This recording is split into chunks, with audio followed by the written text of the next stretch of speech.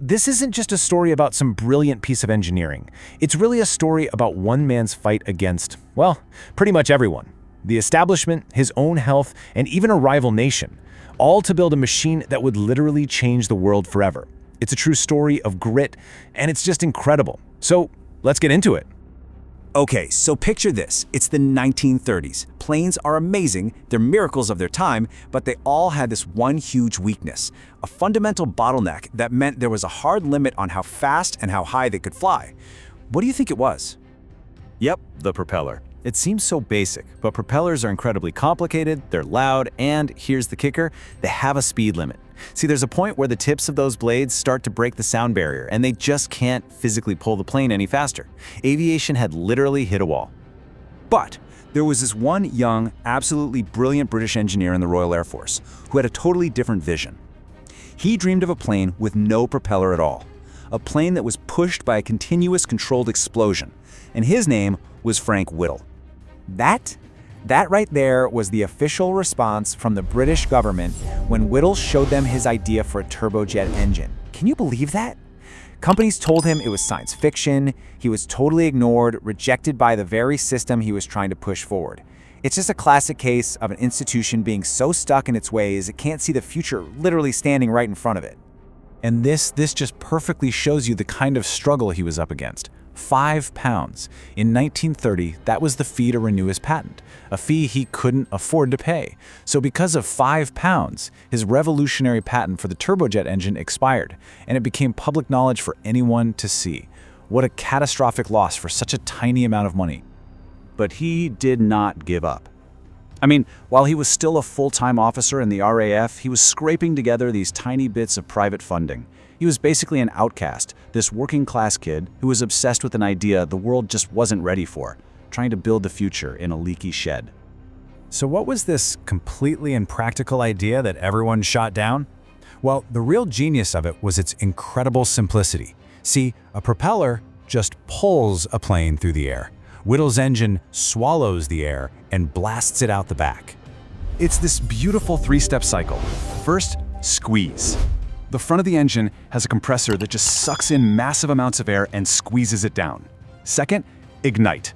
That super high-pressure air gets mixed with fuel and lit up, creating this constant, powerful explosion. And third, thrust. The hot gas from that explosion blasts out the back, pushing the plane forward. But here's the really brilliant part. On its way out, that blast spins a little fan, a turbine, which is connected to the compressor at the front. So the exhaust actually fuels the intake. It becomes this perfect, self-sustaining cycle of violent power. And what you're left with is just this, pure, screaming thrust. That's the force that shatters the propeller's speed limit and launches us into the modern age of flying.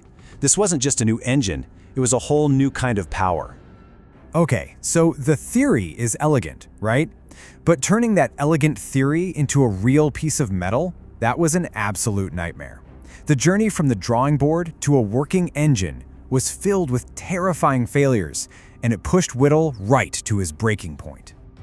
I mean, his early prototypes were basically monsters. They screamed like banshees, they would glow cherry red from the heat, and they had this horrifying habit of running away, which is when they'd spin so fast and out of control that they were in constant danger of just ripping themselves to pieces. During one test, an engine went wild, and the entire team literally had to run for their lives.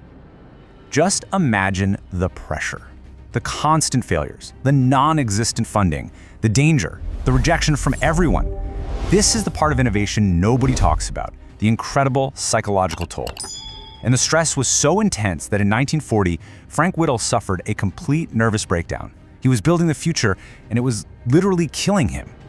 But just as Whittle's dream was on the verge of dying, something else happened. Another country was stealing it.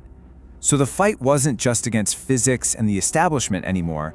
Suddenly, it had become a desperate, high-stakes race against Nazi Germany. I mean, just look at this matchup. On one side, you've got Frank Whittle with barely any money, working in a leaky shed. On the other side, in Germany, you have a rival engineer, Hans von Ohain, being handed basically unlimited money and resources by the Nazi government. And here's the most bitter twist of all. Von Ohain had seen Whittle's expired patent. The race was on. That threat finally woke them up. The British government suddenly realized what a catastrophic mistake they'd made all those years ago. They immediately classified Whittle's project as top secret, they poured money into it, and moved his entire lab. It was almost too late, but now, finally, he had their full support. So Whittle, now recovering from his breakdown, worked with this new sense of fury. And this all builds to one secret, incredibly critical moment in history, the moment of truth for his entire life's work. The date was May 15th, 1941. In total secrecy, this small, very strange-looking plane called the Gloster E-2839 was rolled out onto a runway. To anyone watching, it must have looked so bizarre. It didn't have a propeller. One person there described it perfectly. It was just a wing with a hole in the front and a hole in the back. Everybody just held their breath. And it flew. After a decade of rejection, of struggle, of near-death engineering, Frank Whittle's propellerless dream just soared into the sky. It was a complete and total triumph. I mean, just let that sink in. One man told his idea was impractical, who fought poverty and his own mental health, who built his first engines in a shed, had single-handedly dragged the entire world into the jet age. So if this story of incredible human grit got you thinking, I'd love to know whose story should we break down next? Let me know what you think in the comments.